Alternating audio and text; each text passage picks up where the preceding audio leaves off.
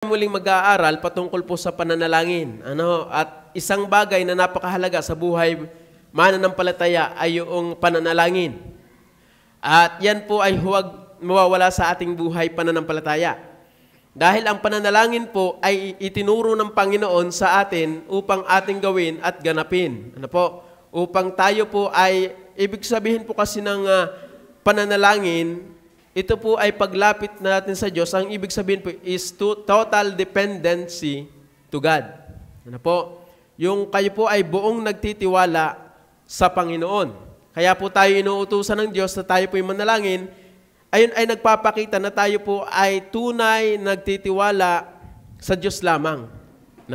So yun po ang kailangan natin gawin. Kaya tayo inutusan ng Diyos. Ngayong gabi ay tayo po yung mag-aaral patungkol po sa prayer of Hannah. Ano ba yung, kumbaga po ay, bakit si Hannah yung nanalangin? Maraming katotohanan. Meron po tayong 3 katotohanan na malalaman or makikita po diyan. At akan pong ginawang 3, pero meron lamang po itong tigta 3 subpoints. So meron po tayong 3 katotohanan at yun po yung ating aaralin po ngayong gabi. So, ang sabi po ng verse 10, ang sabi po, at siya'y nanalangin sa Panginoon ng buong paghihinagpis. Tingnan niyo po yan. Meron na agad ibig sabihin yung kanyang panalangin Kung inyo pong nabasa na yung chapter na yan, meron pong tagpo kung bakit siya nanalangin ng ganyan. Dahil lahat naman ng bagay, merong dahilan. Kaya nga doon sa una, pag kami nag-i-interview, meron doon isang tanong, ang tanong doon sa aming ginagamit na interview method is, ano po ang purpose ng inyong buhay? So yun yung tanong. Ano ang purpose ng inyong buhay? Natanong niyo ba sa inyong buhay? Or alam niyo ba kung ano ang dahilan bakit kayo nabubuhay? So lahat ng bagay ay mayroong dahilan. So ngayon, ano ang dahilan ni Hannah? Bakit siya nanalangin ng buong paghihinagpis? At meron po yan dahilan, at ayan po ang ating aaralin ngayong gabi. Ang sabi po ng talata, at siya'y nanalangin sa Panginoon ng buong paghihinagpis ng kaluluwa at tumangis na mainam. Talaga meron tong problema. At napakalaki ang problema. Ito lang ang dapat nating tandaan, wag nawang mangyari na saka lamang tayo lalapit sa Panginoon pag meron tayong problema. Dahil tayo, kalimitan, kaya tayo ay nagiging masilakbo sa pananalangin. Kaya tayo nagiging mainit sa pananalangin. Kaya tayo nagiging, marubdob sa pananalangin dahil mayroong problema. Mayroong problema tayong nararanasan. Pero kamusta po tayo pag tayo wala ng problema? Kamusta po pag tayo wala ng problema? Kamusta po pag ang buhay natin ay ay panatag? Kamusta po pagka ang buhay natin ay lahat ay okay? Tayo po ba'y nananalangin pa sa Panginoon? Kaya ating pong titingnan, bagaman ang tagpong ito merong problema si Hannah, dapat maunawaan po natin na hindi lamang dapat sa tagpo na meron tayong problema, tayo nananalangin. Dapat, kahit walang problema, tayo lumalapit sa Panginoon. Dahil ang kailangan natin talaga ay ang Diyos. At ngayon, isa-isahin natin yan.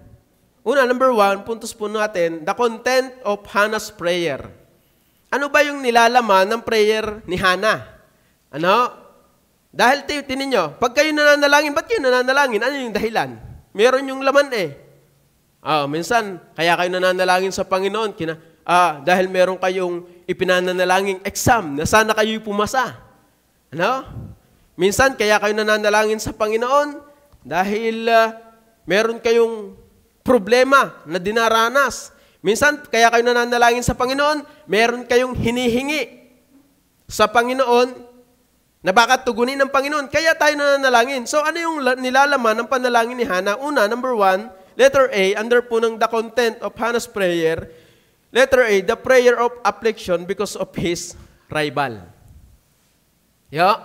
Kung inyo pong babasahin yan, meron po siyang karibal. Ano yung dahilan? Mamaya, at mga dyan, ang sabi po diyan, ang sabi po ng verse 1, may isa ngang lalaki na taga Ramataim, Supim. sa lupain ng maburol ng Ephraim, at ang pangalan niya ay Elkana, na anak ni Jeroham, na anak ni Eliu, na anak ni Tuhu, na anak ni Su, na Ephraimita. Kaya mga pangalan, kagaganda, no? Verse 2, at siya'y may dalawang asawa.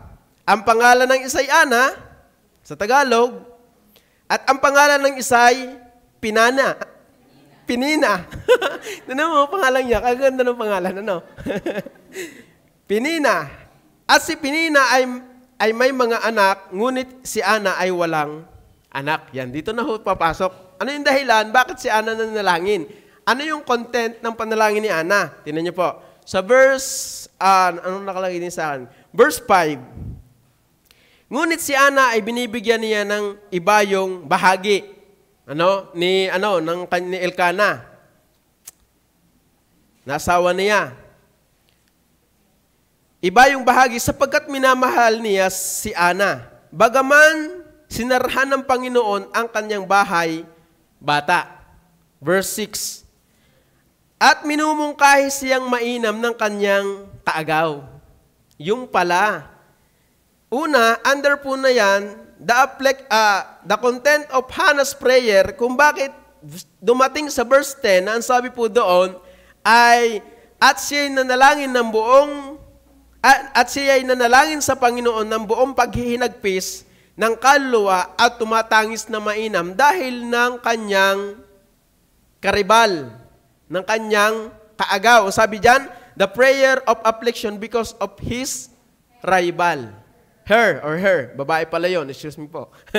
Because of her rival. Ang sabi po ng talata, verse 7, at gayon ang ginawa niya sa taon-taon sa inaahon niya ang bahay ng Panginoon ay minumungkahi niyang gayon ang isa, kaya't siya'y umiiyak at hindi kumakain. Ang dahilan pala ng panalangin ni Hannah, ang sabi po diyan, makikita po natin yung content or nilalaman kung bakit si Hannah nanalangin ng buong tangis, ang buong ningas sa Panginoon dahil ng kanyang kaaway or karibal. The prayer of affliction because of his rival. Yan po yung sabi. Kaya ang sabi ng verse 10, at siya nanalangin sa Panginoon ng buong paghihinagpis. Ano po? Kung ating makikita yan po yung talagang flow ng kwento. Kaya siya nanalangin sa Panginoon, mamaya meron pa po yung kasunod, because of her rival. Nung kanyang kaagaw. Bakit? Alam niyo po ba na sa Israel po'y kadustahan pagka kayo walang anak? Maging naman dito sa atin, pagka kayo ay baog, kayo ay tampula ng pula. Di ka? Kaya ang sabi ni Hannah dito sa verse 10, at siya nanalangin sa Panginoon ng buong paghihinagpis ng kaluluwa. At ang sabi po, at tumangis na mainam. At siya'y nanata ng isang panata at nagsabi, O Panginoon ng mga hukbo, kung tunay na iyong lilingunin ang pagkapighati ng iyong lingkod at aalalahanin mo at hindi mo kalilimutan ang iyong lingkod, kundi iyong pagkakalooban ang iyong lingkod ng anak na lalaki, ay akin ngang ibibigay sa Panginoon sa lahat ng mga araw ng kanyang buhay at walang pang-ahit na darating sa kanyang ulo.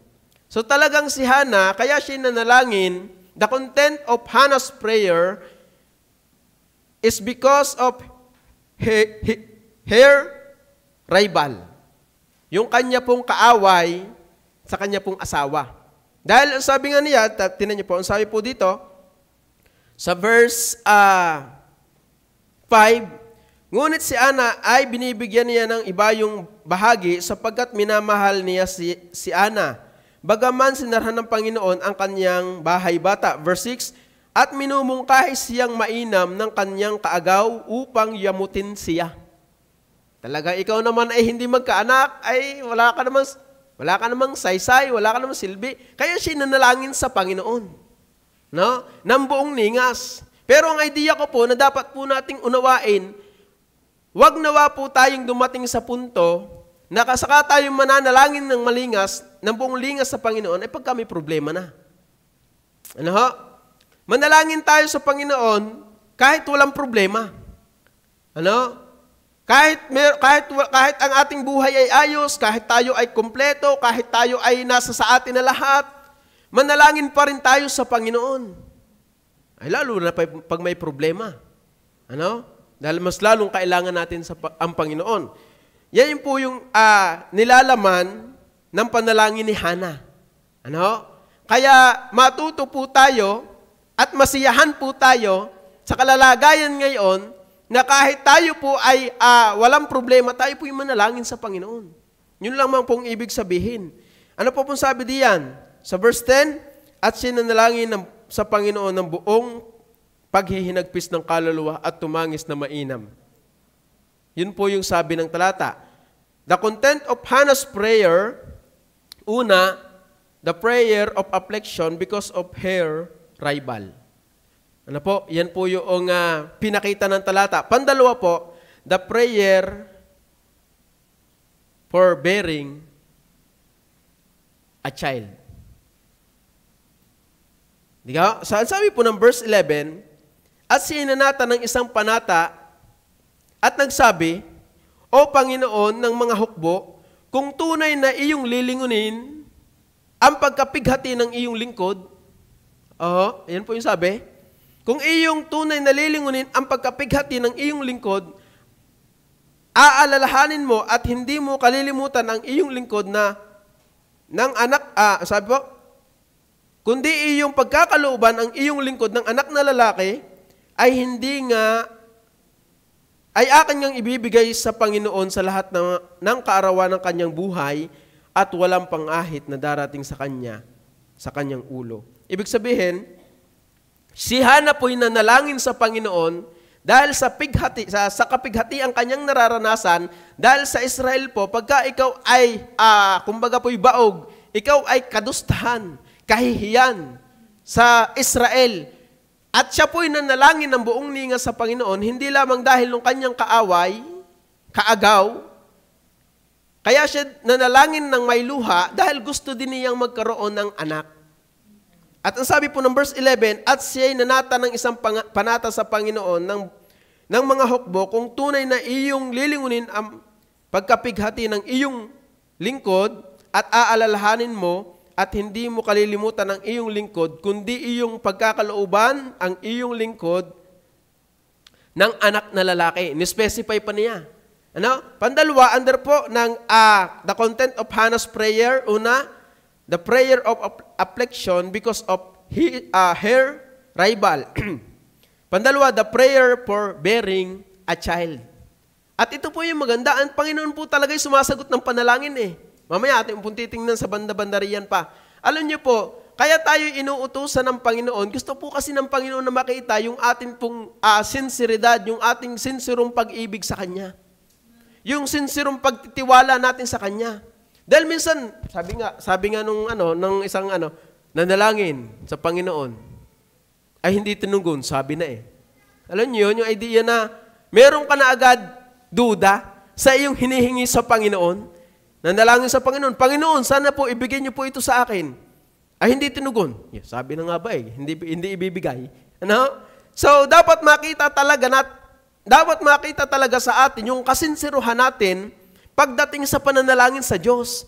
Kung tayo man ay merong hinihingi, kung meron man tayong kumbaga po'y gustong makuha, dapat yan ay ipinapanalangin natin sa Panginoon ng sinsiro. At hindi lamang basta, kundi merong, kumbaga po'y tunay na pagtawag sa Panginoon. At meron po, at alam niyo po, ang tunay po na pagtawag sa Panginoon, meron po yung ebidensya yan eh. Meron pong ebidensya. At dapat po yun yung makita ng Diyos sa atin. Dahil pag hindi po yun nakita ng Diyos sa atin, alam naman ng Diyos ang ating isip, wala naman pong lingid sa Diyos. Lahat ay hayag sa harapan ng Diyos. Kaya kung ikaw ay nanluloko sa pananalangin, ay ewan ko kung tutugunin ka ng Panginoon. Mamaya makikita po natin. Di yan sa bandang pahuli. The content of Hannah's prayer, una, the prayer of affliction because of her rival. Pandalwa, the prayer for bearing a child. Ang sabi ng verse 11.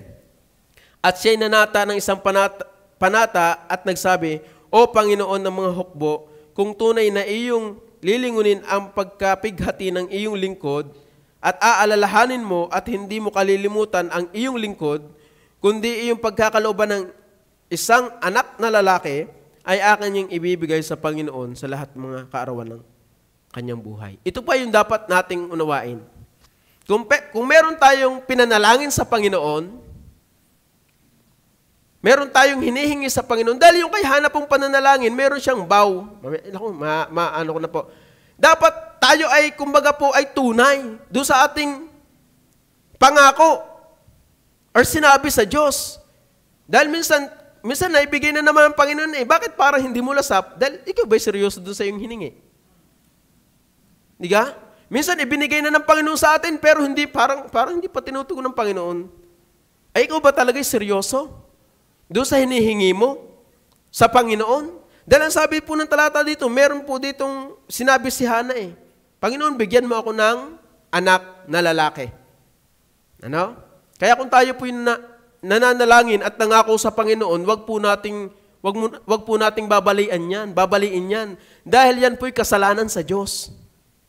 Kasalanan po sa Diyos na tayo po'y nangako pero hindi naman natin ginagawa.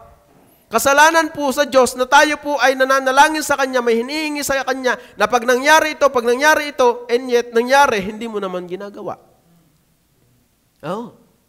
Kaya kung tayo po ay mananalangin, humihingi sa Panginoon, at may kalakip na pangako, gagawin po dapat natin. Dahil yan po'y kasalanan sa Diyos. Ano? Letter B, the prayer for bearing a child. Yan po yung sabi sa verse 11. At nangyari nga, ang sabi po ng talata, diyan sa verse 19. At sila'y bumangong maaga ng kinaumagahan at sumamba sa Panginoon at bumalik. At umuwi sa kanilang bahay sa Ramata at nakilala ni Elkana si Ana na kaniyang asawa at inalaala siya ng Panginoon. Verse 20. At nangyari, nang sumapit ang panahon na si Ana ay naglihi at nanganak ng isang lalaki. At tinawag ang pangalan niyang Samuel na sinasabi, sapagkat aking hiningi siya sa Panginoon. Kaya napakahalaga pong humingi sa Panginoon sa pamamagitan ng panalangin. At tandaan po natin, ang Diyos po talaga'y tumutugon. Ang Diyos po'y nakikinig. Ang Diyos po ay nakikinig sa ating panalangin dahil ang Diyos po'y buhay. Ang Diyos po'y buhay. Magtiwala lang po tayo sa Kanya. Kaso minsan inuunahan po natin sa pamamagitan ng ating diskarte, sa pamamagitan ng ating galing, sa pamamagitan ng ating talino, hindi na tayo nagtitiwala sa Diyos. Dapat tayo po'y magtiwala sa Diyos. Dahil wala pong imposible sa Diyos. Lahat po ay kaya niyang gawin. Ano? Kaya tayo po ay magtiwala lamang sa Panginoon ng buong puso natin. Dahil wala pong imposible sa Kanya. Kaya po nagiging imposible sa atin, kaya nagiging imposible sa atin ang ginagawa ng Diyos dahil nililimitahan natin. Nililimitahan natin sa pamamagitan ng ating hindi pagtitiwala sa Kanya. Opo. Dahil kung si Hana ay hindi nagtiwala sa Panginoon, yung kanyang total dependency to God, ay hindi mangyayari yun. Bakit? Dahil ang Diyos ay galit sa salawahan. Ang Diyos, sabi nga, a double-minded man is unstable to his way. Ano? Bakit ka hihingi sa Diyos na ikaw naman pala ay double-minded? Ba't ka hihingi sa Diyos na ikaw naman pala ay hindi naman pala seryoso sa iyong hinihingi at meron kang hinihinging iba? Na bukod dyan sa hinihingi mo sa akin. Hindi ka pala kumbagay sincero sa iyong hinihingi. Kaya ang sabi po diyan, kaya ang sabi ni Hana, kung ako'y bibigyan ng Panginoon, ay bibigay ko ito sa Kanya. Ano? Kaya kung kayo po ay humihingi sa Panginoon at tinupad niya at meron kayong pangako, ay dapat ating gawin. Ano? Sabi ko na yung letter C. Ano? Letter C po, na ating pong makikita dito, sa verse 11 po uli, verse 10, sabi po diyan, at siya nanalangin sa Panginoon ng buong paghihinagpis ng kaluluwa. At tumangis na mainam. Alam niyo po yung tumangis na mainam, yun ay pagpapakita lamang na siya'y sincere sa kanyang panalangin. Oh. Yun ay pagpapakita lamang na siya po ay totoo sa kanya pong hinihingi. Hindi siya patawa-tawa. Hindi siya, kumbaga, ay nagbibiro. Bakit? Dahil hindi naman biro yung kanyang dinadanas sa kanyang karibal eh.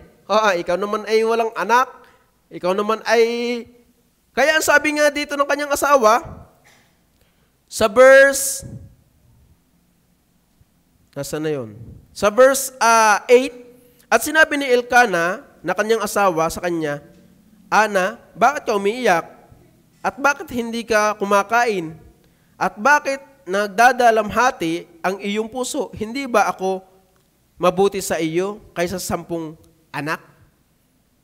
Dahil, bagaman alam ni Hana na mahal siya ng kanyang asawa, siya ay narurumi or siya ay naiinis dahil siya ay walang anak.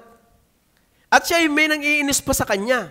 Merong nang, kumbaga, nang uunching, ikaw na, dahil kita, meron akong anak, ikaw ay wala. Diga? Yun yung idea. Kaya si Hana ay nanalangin sa Panginoon ng buong ningas. Ang sabi po ng talata, at tumangis na mainam. Ang sabi po ng verse 11, at siya'y nanata ng isang panata at nagsabi, O Panginoon ng mga hukbo, kung tunay na iyong lilingunin ang pagkapighati ng iyong lingkod, at aalalahanin mo at hindi mo kalilimutan ng iyong lingkod, kundi iyong pagkakalooban ang iyong lingkod ng anak na lalaki ay akan niyang ibibigay sa Panginoon sa lahat ng kaarawan ng kanyang buhay. Tingnan niyo po, siya'y nanalangin ng buong ningas, nang sabi pa po diyan ng talata, at tumangis na mainam, meron po siyang ikinumit sa Panginoon. Yung his vow, sabi po diyan, yung kanyang, the prayer of vow, makikita po natin sa verse 11, ang sabi niya, akin ngang ibibigay sa Panginoon, sabi po ng talata, sa lahat ng kaarawan ng kanyang buhay, at walang pangahit na darating sa kanyang ulo. Kaya ang sabi po ng talata dito, verse 27, dahil sa batang ito, ako nanalangin. Yun po yung idea eh. Yung kanyang vow, sabi po ng verse 27, dahil sa batang ito, ako nanalangin, at ipinagkaloob sa akin ng Panginoon ang aking hiling, at aking hiningi sa Kanya, kaya't aking ipagkakaloob naman sa Panginoon. Ang sarap nun. Nung kayo po ay nanalangin sa Panginoon, Panginoon, pangyarihin niyo lang po ito. At ito po ay ibibigay ko sa inyo itong ganito. Diwang, ang sanlibutan. Romel? Kaya, yan po yung nangyari na sa akin. Yung talatang yan, yung verse 11 at yung verse 28 nangyari po yun sa akin. Meron akong isang bagay na hiningi sa Panginoon at ibinigay niya. Opo, kaya po ako natuwa. Nung binasa ko, baka galing nga ng Panginoon. Ang Panginoon talaga'y buhay. Ang Panginoon talaga'y tumutugon. Kaya maging totoo ka lamang doon sa iyong sinabi. Check. Maging totoo ka lamang doon sa iyong ipinangako at sinabi sa Panginoon na iyong tutuparin. Iyong tuparin sa Panginoon yung iyong sinabi. Dahil pag hindi mo tinupad, lalabas kang sinungaling. Diga? Lalabas po tayong sinungaling. Kaya, maging totoo tayo sa Panginoon. Sa ating pong hinihingi. Check. Ang sabi po ng talata, the prayer of vow, ang sabi po diyan, verse 10, at siya nanalangin ng buong, sa Panginoon ng buong paghihinagpis ng kaluluwa, at tumangis na mainam. Verse 11, nabasa na natin, pagdating sa verse 28, kaya't aking ipagkakaloob naman sa Panginoon habang siya'y nabubuhay. Kaya merong propeta Samuel, tayong nababasa at nakilala dahil ng tagpong yan. Na yung kanyang magulang, ang kanyang inay na nalangin ng buong ningas sa Panginoon, At siya'y nanata ng isang panata sa Panginoon at ipinagkaloob niya ang kanyang anak sa Panginoon, kaya nagkaroon ng propeta Samuel. Ano? So, yun po ang katotohanan na ipinapaabot sa atin sa tagpong yan. The content of Hannah's prayer, una, the prayer of affliction because of her rival. Pandalwa, the prayer of bearing a child at nangyari. Pantatlo, the prayer for vows, no? The prayer of vows, yung pangako niya sa Panginoon na kung loloobin mo, Panginoon, ako ay magkaanak sa iyong kalooban, ay hindi ito akin, ibibigay ko ito sa iyo. Kaya kung tayo po ay nanalangin sa Panginoon, sa mga estudyante natin, kayo yung nananalangin, Panginoon, makagraduate lang po ako ng high school, makagraduate lang ako ng college, magkaroon ako ng magandang trabaho, magtatapat ako sa iyo, maging totoo kayo diyan sa inyong pangako. Sa mga married po natin, kung meron kayong ipinangako sa Panginoon, inyong gawin. Sa young people at sa YS, kung meron man po tayong ipinangako sa Panginoon, ay atin pong gawin. Dahil ang Panginoon po ay nalulugod diyan. At kung kanyang kalooban ay kanyang papangyarihin yan. Pero alam naman ng Diyos ang iyong kalooban kung hindi ka totoo.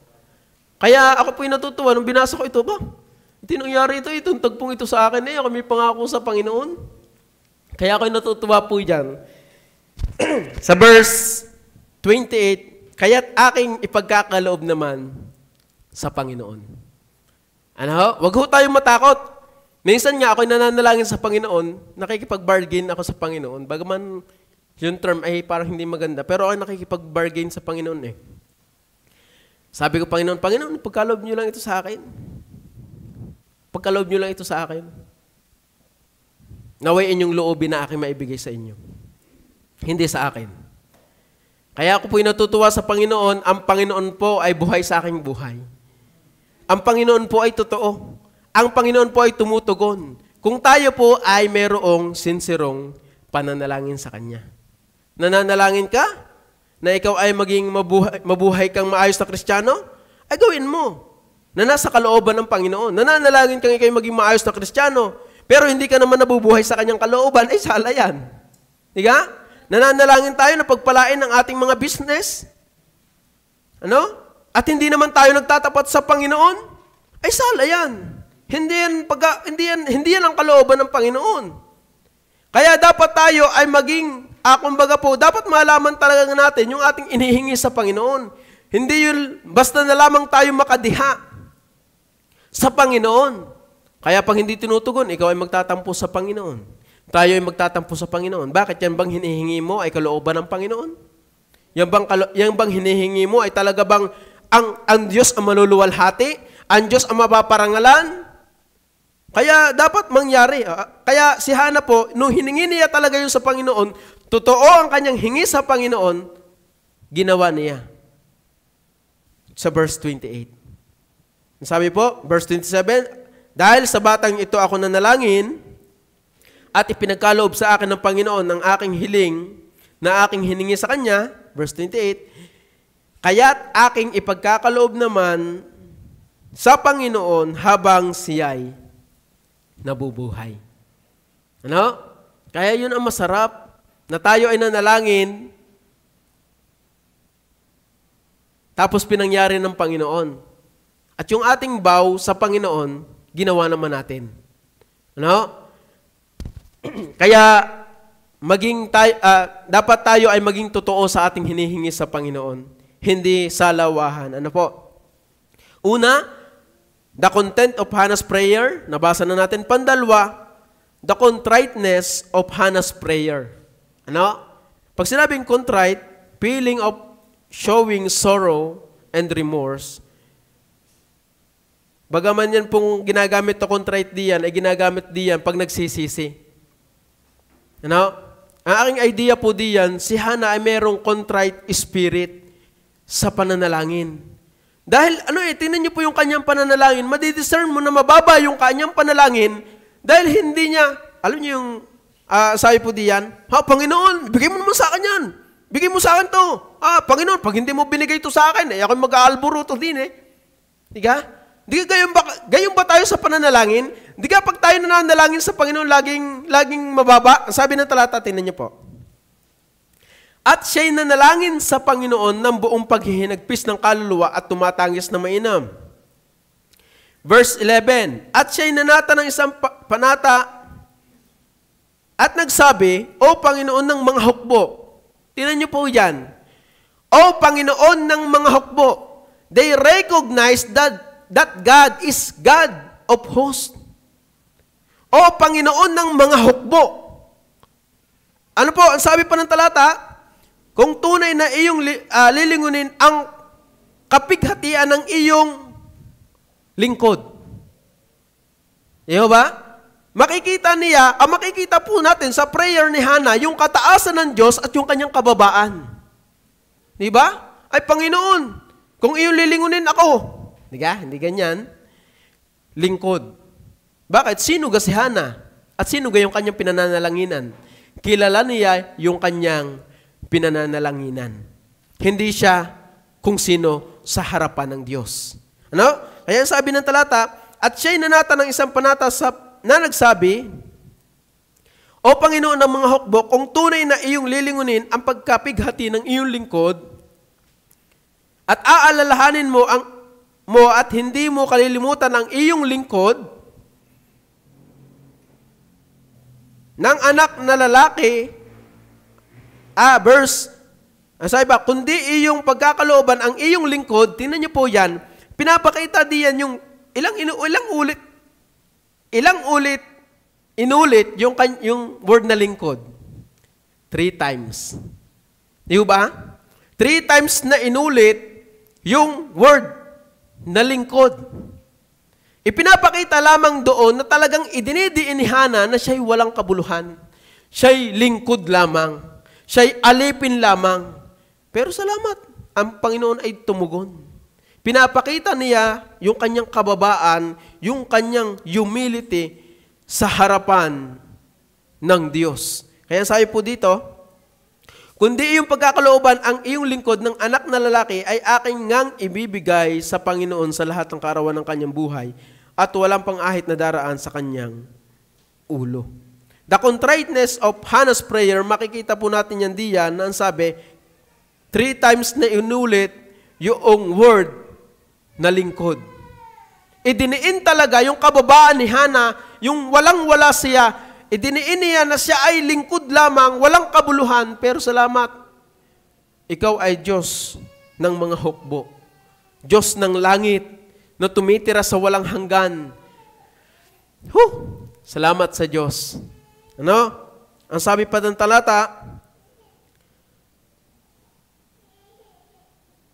ang sabi po dito ng talata, verse 11 ulit, at siya'y nanata ng isang panata at nagsabi, O Panginoon ng mga hukbo, kung tunay na iyong lilingunin ang iyong lingkod, under po na yan, the contriteness of Hannah's prayer, makikita po natin diyan,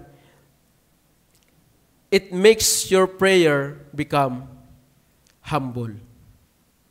Pag talagang nakita natin ang Panginoon na siya'y dakila at tayo'y mababa, hindi tayo na magkakaroon ng kataasan sa pananalangin.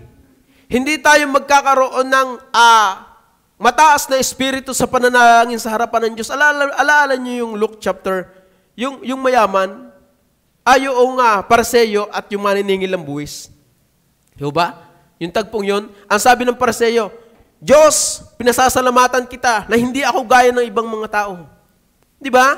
Merong prayer na ang akala mo'y ayos pero nagmamataas. Meron namang pananalangin na mababa. Pero sabi ng talata, ngunit ang maniningil ng buwis ay hindi man lang makatingin sa malayo, kundi dinadagukan ang kanyang sarili at nakayukod, at dinadagukan ang kanyang sarili na sinasabi, Diyos, ikaw ay mahabag sa akin na isang makasalanan. So ang idea po nito, makikita po natin na si Hannah, makikita po natin yung kanyang kababaan, yung kanyang pananalangin sa Diyos ay hindi po, kumbaga po ay ang idea, wala po kayong makisesense na kataasan sa pananalangin. Opo, kaya sabi po ng talata, Sa verse, it makes your prayer become humble. Ang sabi po ng talata rito, verse 10 to 11, at siya'y nanalangin sa Panginoon ng buong paghihinagpis ng kaluluwa at tumatangis na mainam. Sa verse 11, nabasa na po natin, at siya'y nanata ng isang panata sa Panginoon.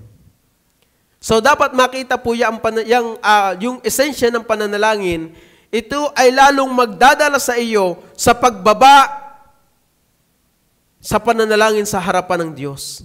Hindi ito magdadala sa iyo ng pagmamataas, hindi ito magdadala sa iyo ng kumbaga po ay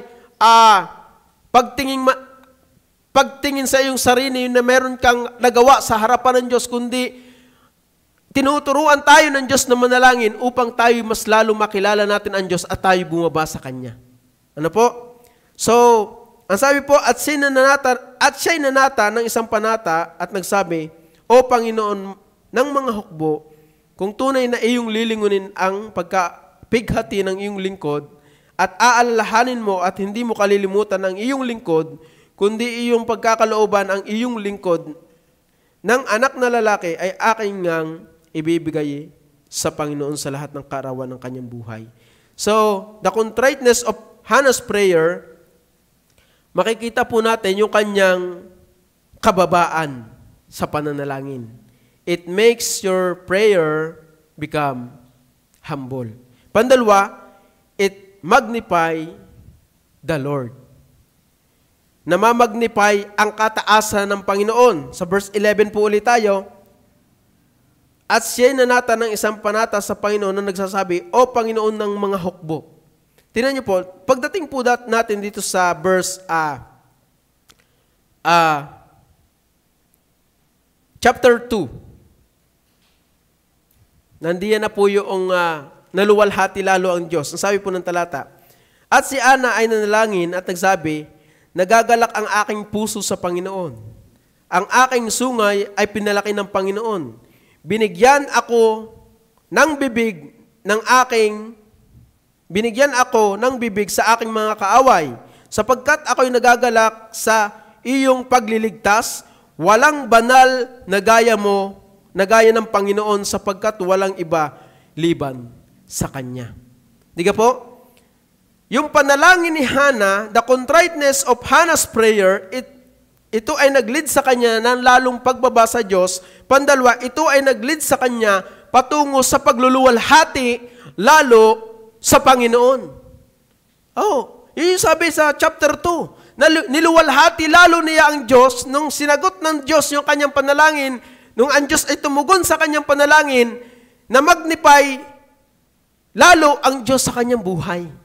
Ang sabi ng talata, at si Ana ay nanalangin at nagsabi, nagagalak ang aking puso sa Panginoon. Walang banal na gaya ng Panginoon, sapagkat walang iba liban sa iyo. Ang sabi pa ng talata, ni may batumang gaya ng aming Diyos. No? Meron bang gaya ng Diyos? Kaya diyan po na magnify lalo ang Diyos sa pamamagitan po ng tagpong yan. Nung siya po humingi sa Panginoon, tinugon ng Panginoon, pinarangalan siya ng Panginoon, at niluwalhati po niya ang Diyos sa kanyang buhay. Na magnify lalo ang Diyos sa kanyang buhay. Biruin mo yung baog, nagkaroon ng anak. Ano? Ay di na, uminom ng gamot, wala pa rin eh. Pero salamat, sa Diyos walang imposible. Dahil ang Diyos na makapangyarihan sa lahat, walang gaya mo, O Panginoon. Sapagkat ang Panginoon ay Diyos ng kaalaman at sa pamamagitan niya ay sinusukat ang lahat ng mga kilos. Ano? Kaya namagnify lalo ang Panginoon nung naranasan ni Hannah yung pagtugon ng Panginoon sa kanyang panalangin. Ano? At siyempre, bilang pagtugon ni Hannah sa kanyang panalangin, ibinigay niya yung kanyang panata sa Panginoon. Na dumating doon sa verse 27 and verse 28, na kaya't aking ipagkakaloob naman sa Panginoon habang siya'y nabubuhay. si Samuel. Kung kayo po ay nananalangin sa Panginoon, kung ako'y pagkakalooban ng Panginoon ng business, halimbawa, at kung pagpalalawigin ng Panginoon, kayo nanata, magtatapat ako sa Panginoon, magtapat kayo sa Panginoon. Dahil ang Panginoon ay hindi sinungaling. Tayo palaging sinungaling. Minsan tayo nangangako sa Panginoon, hindi naman natin ginagawa. Minsan tayo ay nagkukumit sa Panginoon, hindi naman tayo totoo. Pero salamat sa Diyos. Ang Diyos ay tapat pa rin sa iyo. Miski ikaw ay ganyan. Miski tayo hindi tapat, sabi ng talata, siya'y nananatiling tapat. Miski tayo pabagsak-bagsak, pero salamat, ang Diyos pa rin umaalalay sa atin. Kaya tayo po ay, ano pa ang dahilan para tayo ay hindi lumapit at maglingkod sa Diyos? Kaya mga minamahal, makita po natin yung katotohanan sa tagpupong ito, na ang Diyos, nung tinugon si Hana, ito ay dumating sa tagpo na niluwalhati niya ang Panginoon. And letter C, under po ng contriteness of Hannah's prayer, letter C, it makes you sincere to God. Alam niyo po ba ang sarap tugunin ng Panginoon pag kayo nanalangin sa Panginoon at tinugon niya? Napakasarap lalong maglingkod sa Panginoon pag alam mo ikaw ay tinutugon niya. Kaya naman parang Kristiyano ay parang tamad na tamad maglingkod, parang walang nangyayari. Alam niyo yung idea na Kristiyano nga laang, pero walang nangyayari bilang ikay mananampalataya, walang nangyayari sa iyo. Yung ikaw ay Kristiyano nga laang. Kaya ikaw ay kumbaga po ay walang kasinsiruhan sa paglilingkod. Ako ba't ako humihingi sa Panginoon? Wala din nangyayari. Ang tanong, ikaw ba'y sincero talaga sa paglilingkod? Kaya mga minamahal, dapat nating maunawaan, yung pagtugon ng Panginoon sa iyong pananalangin, dapat yan ay lalong nagtutulak sa iyo na lalo kang mag-igi sa paglilingkod sa Diyos. Then dapat ay nagtutulak sa iyo na lalo kang maging sincero sa paglilingkod sa Diyos. Dahil tinugunan nga ng Panginoon na yung panalangin, paano hindi ka pa magiging sincero? Saan ka pa magiging sincero? Ay, ang Diyos nga tumugon na sa iyo, hindi ka pa nagiging sincero. Ay, saan pa? Saan pa gagagaling? It makes you become sincere to God. Ang sabi po ng verse 10, nabasa na po natin, talon po tayo sa verse 27 and 28. Ang sabi po diyan, verse 19 muna po, ang sabi po dito, at sila'y bumangon na maaga ng kinaumagahan at sumamba sa Panginoon at bumalik at umuwi sa kanilang bahay sa Ramata at nakilala ni Elkana si Ana na kanyang asawa at inalala siya ng Panginoon. Verse 20, at nangyari nang sumapit ang panahon na si Ana ay naglihi at nanganak ng isang lalaki at tinawag ang kanyang pangalan niya na Samuel na sinasabi, sapagkat aking hiningi siya sa Panginoon.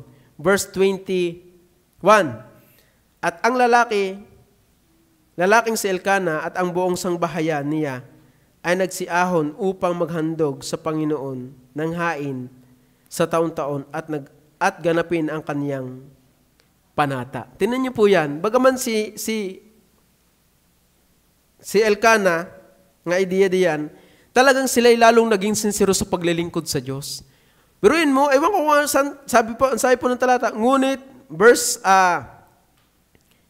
21, at ang lalaking si Elkana at ang buong sangbahayan niya ay nagsiahon upang maghandog sa Panginoon ng hain sa taon-taon at ganapin ang kaniyang panata. Ang sabi po ng talata, at ang lalaking si Elkana, palibhasa ay may tugon na, doon po sa verse 20, at ang lalaking si Elkana at ang buong sangbahayan niya ay nagsiahon upang maghandog sa Panginoon ng hain sa taon-taon at ganapin ang kaniyang panata. It makes you become sincere to God. Dahil alam mo na ang Diyos talaga ay tumutugon. Na alam mo, ang Diyos ay buhay na tumutugon sa iyong buhay paano ka hindi magiging sincero sa paglilingkod sa Kanya? Paano ka hindi magiging, kumbagay, matutuwa sa paglilingkod sa Diyos, sa kabila ng ikaw ay hindi naman karapat dapat pagpalain, hindi naman karapat dapat bigyan ng pagpapala, and yet, ang Diyos ay sumasagot pa rin sa iyong panalangin. Napakasarap nun. Ano? Kaya ano pa ang iyong hindi ipaglilingkod sa Diyos kung ikaw naman talaga kita mong tinutugon niya?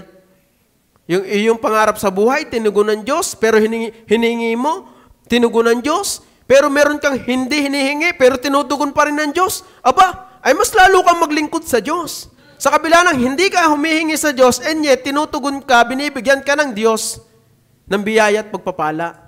Sabi nga palagi, yung buhay pa lang sa umaga, salamat pag tayo nagigising sa umaga, yun ay isang dahilan para tayo maglingkod na sa Diyos. Dahil kahapon, kailan gayon? Nung kami nagpunta sa Patay, sabi, ito na naman Patay. Nung nakaraan, patay na naman. Marami tayong pinagservisan sa Patay. Nito ulit, may service ulit sa Patay. Nagpa-flashback sa akin yung tagpo, or nangungusap sa akin yung tagpo na balang araw ako'y darating din sa tagpong ito. Pero ang aking tanong lagi sa aking sarili, ito bang mga ito'y ligtas? Ito bang mga itong namatay na ito ay nakatiyak na buhay na walang hanggan nung sila'y nabubuhay, meron silang buhay na walang hanggan? Kaya, bumabalik din sa aking sarili, salamat sa Panginoon, ako may buhay na walang hanggan ngayon. Na kung sakaling dumating ako sa tagpo na ako po'y namatay, ilagay sa aking kabaong at dalhin sa huling hantungan, salamat sa Diyos at meron akong buhay na walang hanggan. Kaya isa sa akin pong kumbaga po ay ginagawang puhunan para lalong maglingkod sa Diyos ay yung kaligtasan na aking natamasa. Ang daming dahilan kung para tayo lalong maglingkod sa Diyos. Maraming dahilan para tayo lalong maglingkod sa Diyos. Ewan ko lang sa inyo, pero sa akin ang daming dahilan para ako'y lalong maglingkod sa Diyos. Ano? Yung ikaw ay walang sakit. Ikaw ay maglingkod na sa Diyos. Yung ikaw ay kumpleto ang iyong mga braso. Lahat ng bahagi ng iyong katawan ay gumagana. Lalo tayo maglingkod sa Diyos. Bakit? Walang dahilan para tayo hindi maglingkod sa Diyos. No? Kahit nga ang mga unbeliever, dapat sila naglilingkod sa Diyos eh. Pero palibhasa nga sila'y patay, spiritual, hindi nila nauunawaan ang Diyos, ay hindi nga sila makapaglingkod. Pero tayo naman na nagsasabing sa Diyos, nakaunawa, naligtas, nagkaroon ng buhay daw na walang hanggan, ay dapat makita sa atin yung kasinsiruhan ng paglilingkod sa Panginoon. Ano? So, it's make you become sincere to God. At dapat makita yun sa atin. Sino po dito ang nanalangin sa Panginoon at hindi niya at tinugon niya? Maging hindi tinugon. Dapat tayo maging sincero sa paglilingkod sa Diyos. Dahil nung tinugon ng Diyos ang panalangin ni Hana or ni Ana sa Tagalog, ay lalaw po silang naglingkod sa Panginoon. Ito pa yung matindi. Sabi ko nga, makikita yung iyong sinseridad kapag ikaw ay merong ginagawa. Opo. Makikita yung iyong kasinsiruhan sa isang bagay pag ikaw ay may ginagawa para dito. Nakikita po ba ng Diyos yung kasinsiruhan natin sa Kanya? Kung tanungin kaya tayo ng Diyos, kung tingnan niya kaya tayo ng Diyos, makikita kaya ng Diyos yung kasinsiruhan natin sa paglilingkod? Or kaya lamang tayo naglilingkod dahil meron tayong pinapahangaan? Or meron tayong, kumbaga ay hidden agenda na sinasabi? Dahil kalimitan, kaya nga, ang mga politiko, gustong-gustong maglingkod dahil meron silang profit. Diga? Pero kamusta po tayo? Pero salamat. Ang Diyos ay bagaman, kahit nga walang profit, tayo maglingkod sa Diyos. Ay what more pa pag tinutugon ang iyong panalangin? Ha? Kaya si Hana po, yung kanyang asawa, ay lalong naglingkod sa Panginoon. At ito pa yung matindi sa verse 27 and verse 28, dahil hiningi nga niya sa Panginoon, ang sabi niya, kaya't aking ipagkakaloob naman sa Panginoon, habang siya'y nabubuhay. Ano po? Napakasarap po nun na tayo po bilang isang mananampalataya ng Diyos, may hinihingi ka sa Panginoon at tinupad niya yung iyong hinihingi, aba, ay lalo kang maglingkod sa Panginoon. Ano? Una, the content of Hannah's prayer. Pandalawa, the contriteness of Hannah's prayer. Pantatlo, the conclusion. Ano? The conclusion. Ano? Anong makikita nating conclusion diyan? Bagaman ang iba, nasabi ko na. Ano yung naging konklusyon? Tingnan niyo po, ang sabi po ng talata. Sa verse 10, di ba? Meron po siyang hiningi. Ito yung konklusyon. Ang sabi po ng talata, sa verse 19, verse 22 hanggang 28.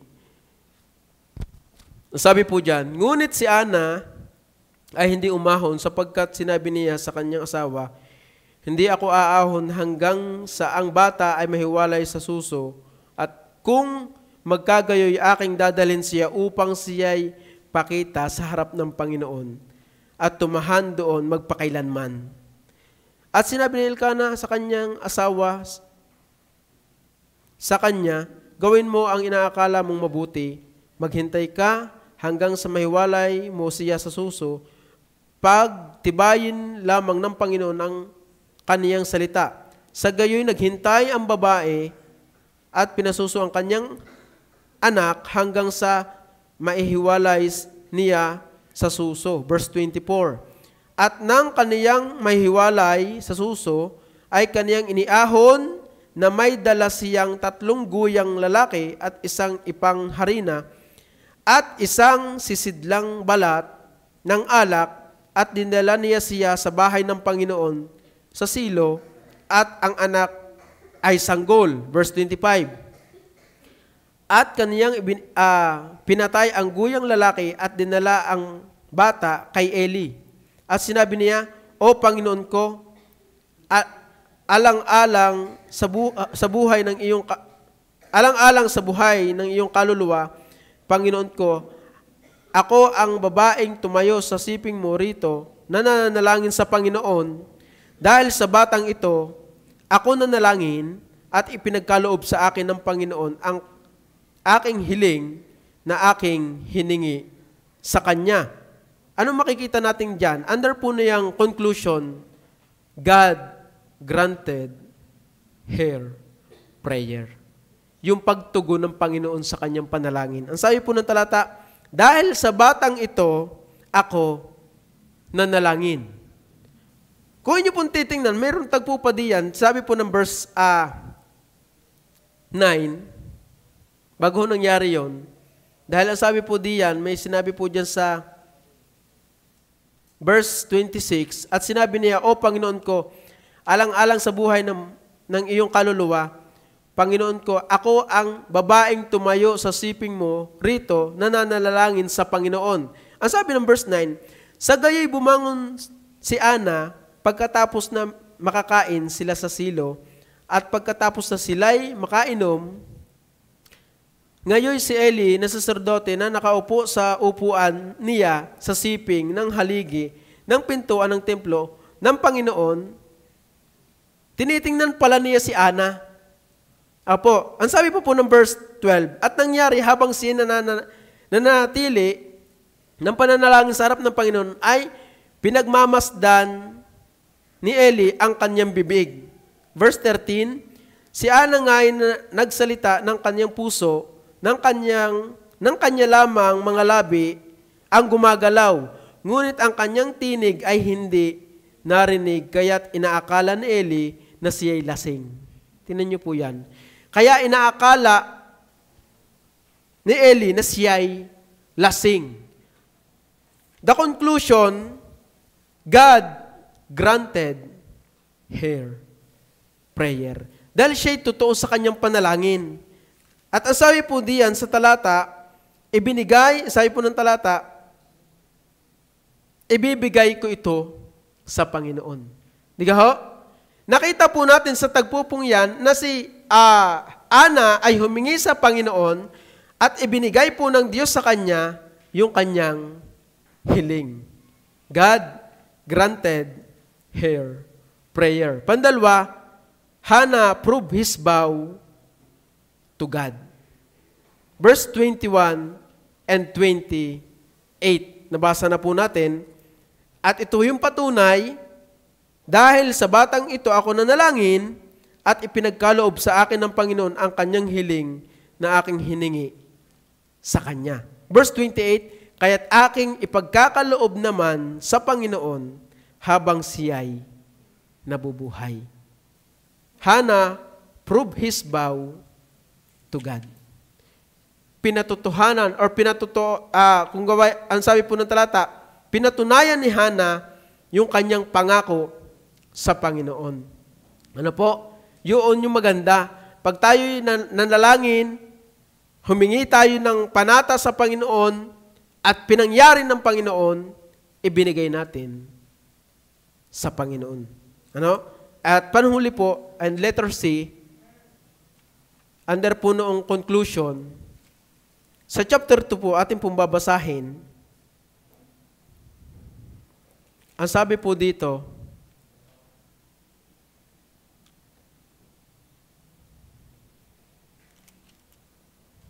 at si Ana ay nanalangin at nagsabi, nagagalak ang aking puso sa Panginoon.